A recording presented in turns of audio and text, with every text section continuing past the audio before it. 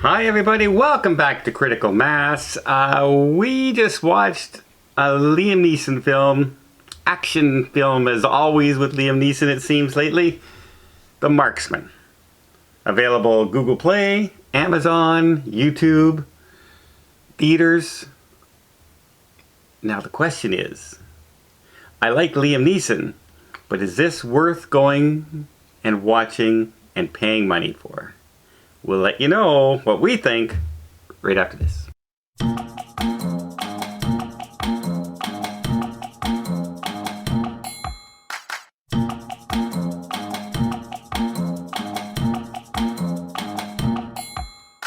Okay, quick plot of the storyline. Liam Neeson lives on the border and he will report people trying to sneak into the country.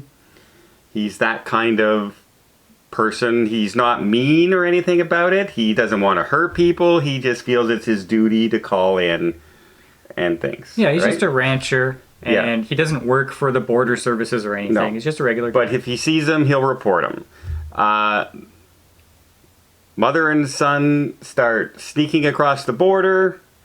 He comes across them. He stops them, he's calling in to report them, and some guys show up on the other end and say, they have to come back. He says no, there's a shootout. Something happens to the mother, and he is now in charge of the kid.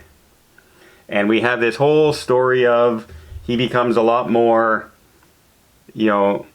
thoughtfulness to people sneaking into the country and things like that. But he has ulterior motives as well. We won't go too deep into it, because I don't want to give away too much of the plot. But that's the basic plot. He's now in charge of a kid that he really doesn't feel should have been there to begin with. What did you think of the movie? Well, it's Liam Neeson. Yes. And I don't know, there are very few actors where I'll say, their movie might not be great, but I like to watch that actor. And I've loved Liam Neeson ever since Rob Roy. Okay. And of course you get the Taken movies. It's just, I'll find you, I'll kill you, okay? I like Liam Neeson. And he's the only one who carried me from beginning to end in this movie. Well, he's really the only named actor in this movie. But if you just had this movie with a character who isn't a must-see for me, I would not watch this movie. Okay. When I watched this movie, I honestly was saying to myself, I think I could make this movie with my phone. Yeah. Like there was hardly any action whatsoever. There was a lot of driving and standing around talking. And to me, I like Liam Neeson too. This was boring to me. It was actually boring.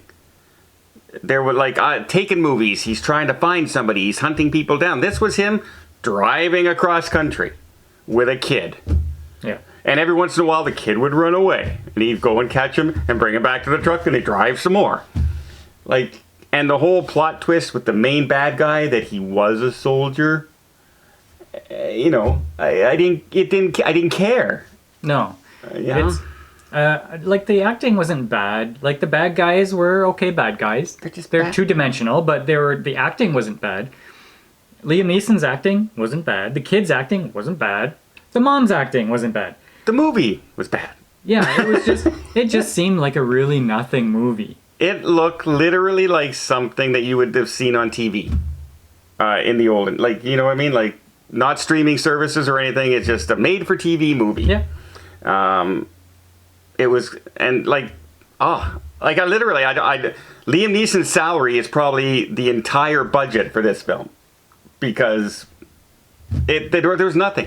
And for a movie called The Marksman, there was very little shooting. Yeah, you should have really not called it The Marksman. No, it should have been almost anything else other than The Kid. Call it The Kid. Liam Neeson's next movie. Call it that, because you might as well. And at one point he's shooting things from way off in the distance. He's great. But when he gets in a shootout, It's like, pew, pew. You know, it was all like, come on. So no. Like, if you want to see a Marksman movie, look at the movie The Shooter with Mark Wahlberg. That's a marksman. He's like thousands of yards away, shooting guy down from a mountain, hitting a target. This is not the Marksman. We're doing a series shortly about bad movie titles. This was a bad movie title. I think if you can picture yourself going to the movies, maybe you're paying for your partner or your partner and kids, and you're spending $60, $70. Yeah. Okay, with snacks and everything, you're ready to sit in there for a good time with Liam Neeson movie. Wow, would you be disappointed? And you know what? If you spent $5.99 on Google Plus, you would be very upset. As far as, oh my God, well, I'll never, like, you will not watch this movie again. You know how in some action movies, that's all you'll watch. You'll fast forward to the action, and then you'll rewatch the action scene. Cool. You know, Lord of the Rings, The Two Towers. How many times do you just watch the battle scene of Helm's Deep? But there's no point in this. Well, I'm going to rewind to see that one shot he did from the hill. No. So, like, in conclusion, save your money. Don't spend your $4 seems very cheap for a movie, but don't spend your $4 on this. Better yet, go and find Rob Roy. Yeah. If you want to watch a Liam Neeson Any movie. Taken movie, even 3. And you will have a good time because those are awesome movies. This is not worth your time. It's not. And you know what? Just go on Netflix and go and pick whatever you hit. It can't be any worse. It really can't. I'm sorry. I love. You know what? You like Liam Neeson for the action films and everything. I like him in even movies like Love Actually and things like dramatic shows. I did not like this movie at all. But you know, that's our opinion, and we're trying to hold back.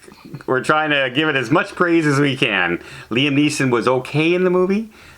That's it. Well, that's our review. Why not check out some more of our other movie reviews here? And until next time, well, we'll see you on the channel.